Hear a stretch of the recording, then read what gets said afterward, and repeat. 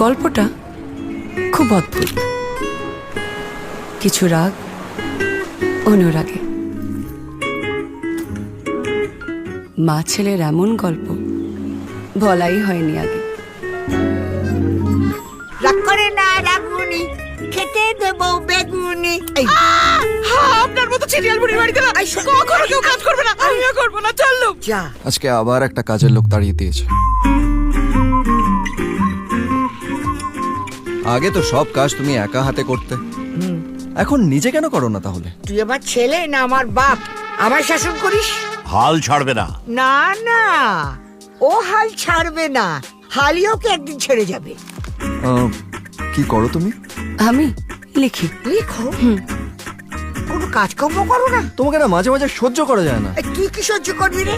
আমি নিজেকেই বেশিক্ষণ সহ্য করতে পারি না। তোমার গল্প কি? মা!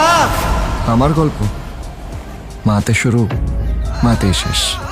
ওনার এই রোগটার নাম হচ্ছে অ্যান্টেরোগেট অ্যামনেশিয়া। একটা নির্দিষ্ট সময় পরিস্থিতি আচ্ছা হয়ে যায়। তুমি জানো আমার বাড়ি কোথায়? না। আমিও জানি না আমার বাড়ি কোথায়।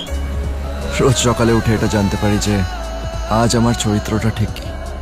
কারণ কখনো আমি মায়ের জন্য তার স্বামী, আবার কখনো তার ছোট্ট আদরের ছেলে। আমার একটা বাচ্চা ছেলেও আছে, আর আমার বর এয়ার ফোর্সের অফিসার। মারবে এখানে, আর লাশ পড়বে ভুটানে। ভুটানে পড়বে। তুমি কেন সারাক্ষণ বাবাকে খুঁজতে থাকো?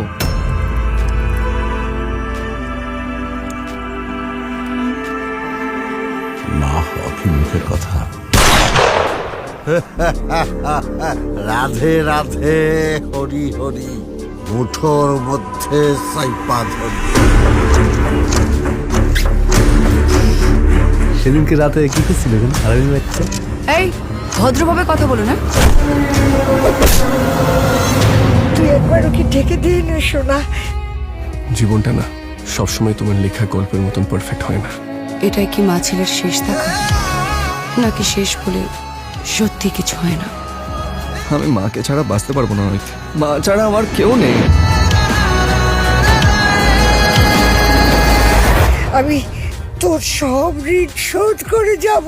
যতদিন না ঋণ শোধ করবে তুমি, আমি তোমাকে কোথাও যেতেও দেবো না। মা, তুমি কোথায়? তুমি কোথায় মা? আমি খুঁজে পাচ্ছি না, বাইরে এসো। কে বাবা? মা!